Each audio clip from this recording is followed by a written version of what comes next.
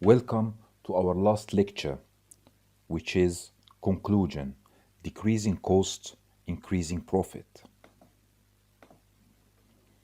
The contents of this lecture is a bit long.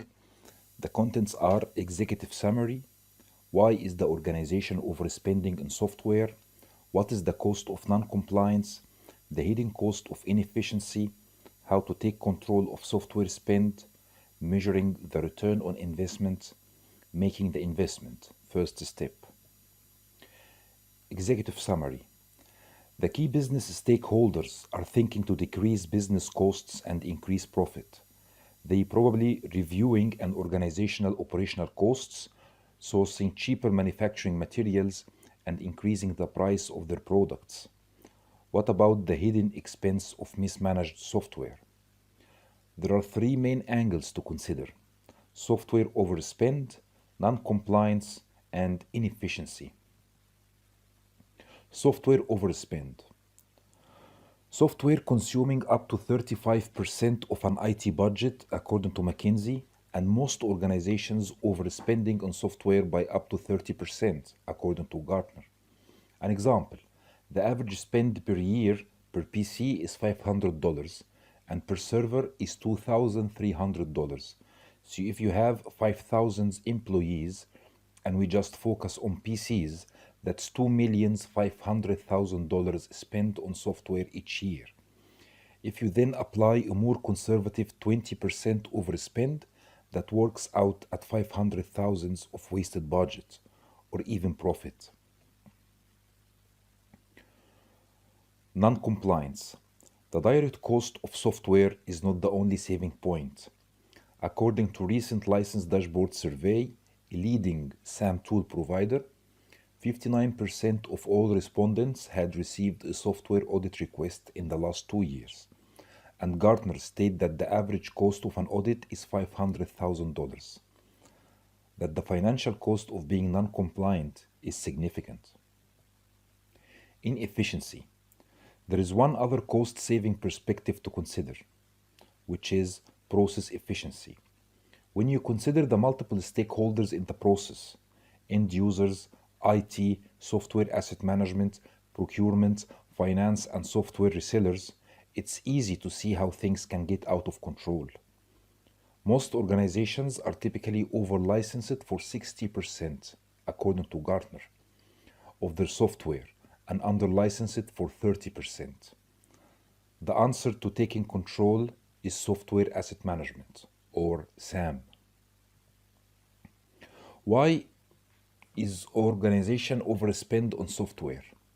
Research undertaken from Gartner found that the average organization wastes around 30% of their software expenditure by failing to procure through the most cost-effective means, buying licenses when they didn't need to, failing to clamp down on unauthorized or rogue purchasing, and not reviewing their support and maintenance agreements on a regular basis. Let's take a quick look at this in turn. Purchasing through the wrong agreements, buying unnecessary software licenses, poor management of support and maintenance agreements, SaaS overspend. Purchasing through the wrong agreements. This can typically come down to one of two things, or worst case, both. Either the software gets purchased outside of a software agreement because the procurement team member wasn't aware of the process, the agreement you originally put in place no longer meets the needs of your organization, which can quickly become the case if they are not reviewed properly. We would also recommend a regular review of your software agreements, which is driven by in-depth software asset management intelligence, giving you accurate insights into your software usage and requirements. Buying unnecessary software licenses. We are all used to 24-hour instant access to cash, groceries, music, and videos, so our expectations have changed over the years. This newfound expectation can cause a problem for the IT and procurement teams. Employees buying software on demand using their company credit cards, unauthorized software purchased of any kind leads out to of control software spend. There are two main ways to limit the damage here. Enforce a policy which prohibits the purchase of software using employee credit cards and making software as accessible as possible using a controlled solution. Poor management of support and maintenance agreements. A lack of visibility and awareness often leads to IT and procurement teams building in a safety margin when it comes to software contract renewals and purchases. Understanding exactly what software is being used and not being used will allow you to not only put a stop on the purchase of unnecessary individual software licenses, but enter software contract negotiations in the strongest possible position. SaaS overspend. Gartner recommend a fully robust SaaS management strategy that starts with IT working with SAM and the procurement teams to understand available licenses, installing the software and maintaining it throughout the life cycle, reharvesting the license when an employee moves on from that position. This leaves little room for SaaS overspend and can quickly start to remove duplicated licenses or accounts and reduce software costs. The second major unknown expense in software asset management is the cost of non-compliance. That's to say, the cost of a software audit from vendors such as Microsoft, Adobe, IBM, SAP, and Oracle, to name but a few. According to Gartner, your organization has 63% chance of receiving at least one software audit request in the next 12 months. As software audits are one of the main reasons an organization would implement a SAM program, it's probably helpful to look at why software vendors audit their customers, who they are looking to target first, how you should respond to a request, how to make your organization a less attractive target for audit. Why do software vendors audit end users? Selling software is a commercial business. Those publishers that rely on license revenues to fund their continued operations naturally have a strong inclination to ensure they are maximizing the revenues, especially at a time when IT budgets are constrained and new software expenditure is reduced. With over 60% of software vendors questioned, saying they were audited as one method of one generating additional revenues. This should come as no surprise when figures released annually by the Business Software Alliance (BSA) suggest that globally around US $59 billion of software is used illegally. That's to say, without a license. In key markets, the claimed piracy rates are still considerable.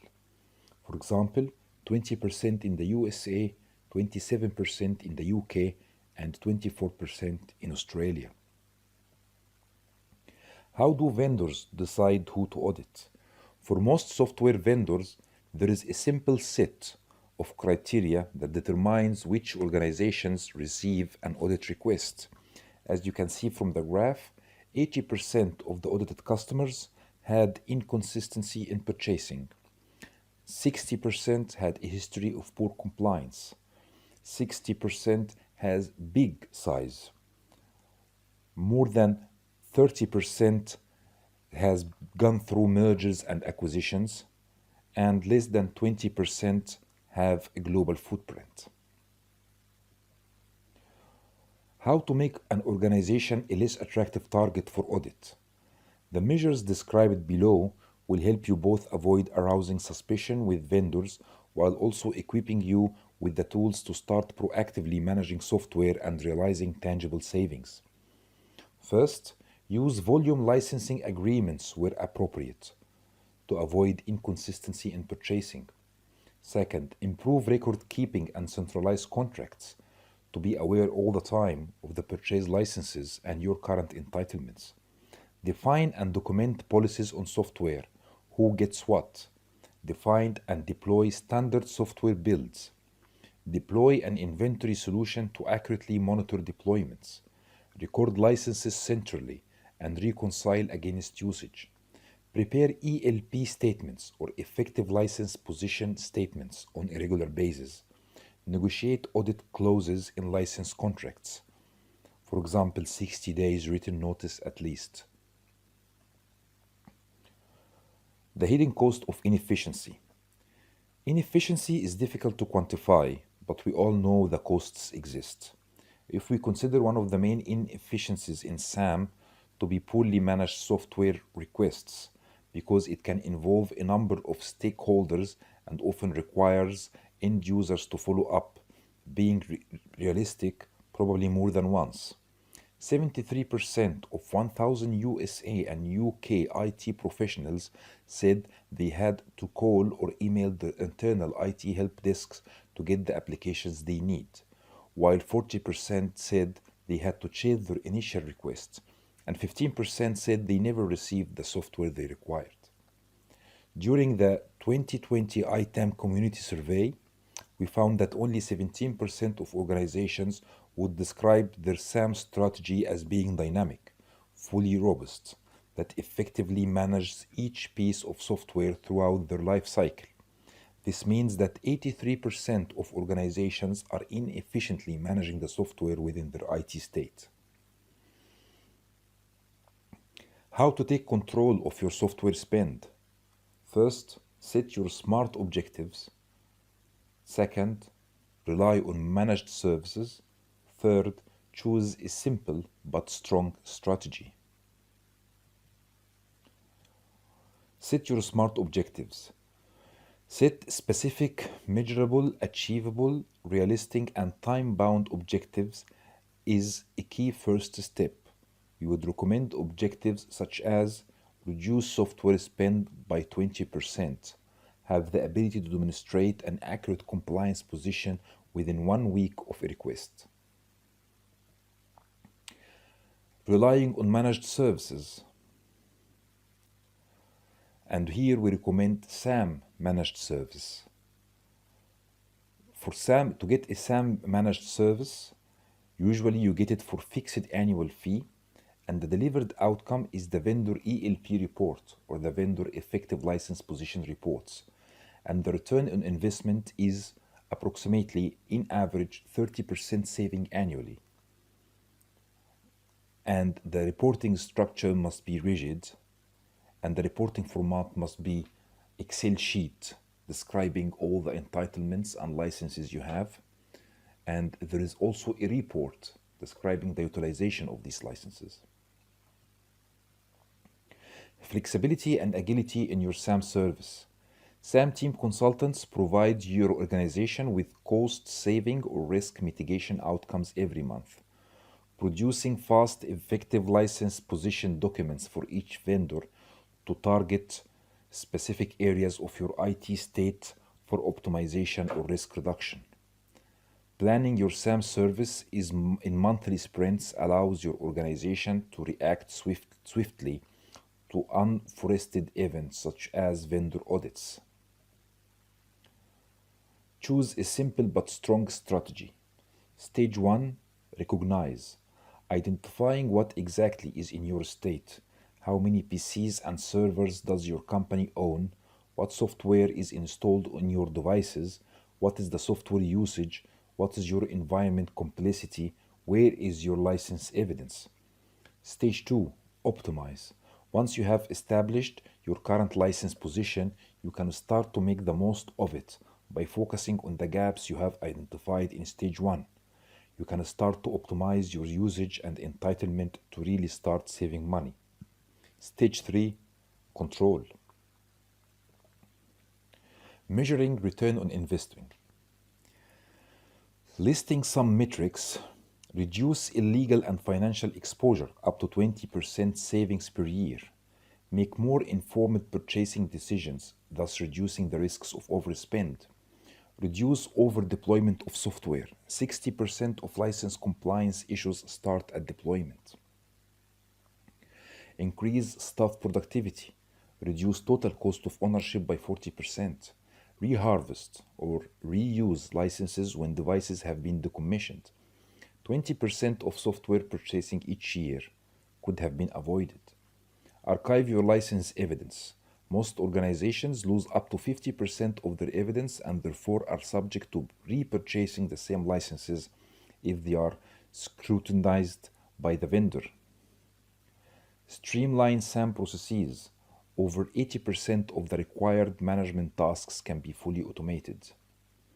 Reduce IT costs and bottlenecks. Reduce internal support costs by up to 30%.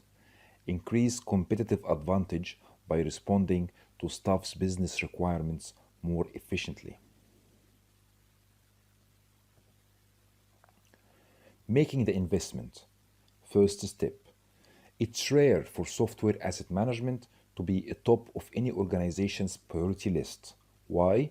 Because it can be difficult challenge to take on, and it's not necessarily the most glamorous task.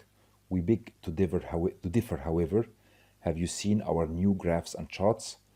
We do concede that it can be difficult to get all the stakeholders excited about SAM, and ultimately, it will come down to the hard financial facts and the passion of the individuals driving the project. So, here's some consolidated food for thought. Three reasons why SAM should be a top priority. Most organizations overspend on software by up to minimum of 20%. Organizations are typically over licensed for 60% of its software and under licensed for 30%. There is a 65% chance of receiving an audit request this year. So if you make the investment in SAM as a first step, you will have a proactive program, a proactive methodology of continuously managing, monitoring, and controlling your license environments, and thus avoid overspend, confirm compliance, and mitigate the risk of audit. This will be the last slide in this lecture and the last slide in the course. Thank you very much, and I wish you the best.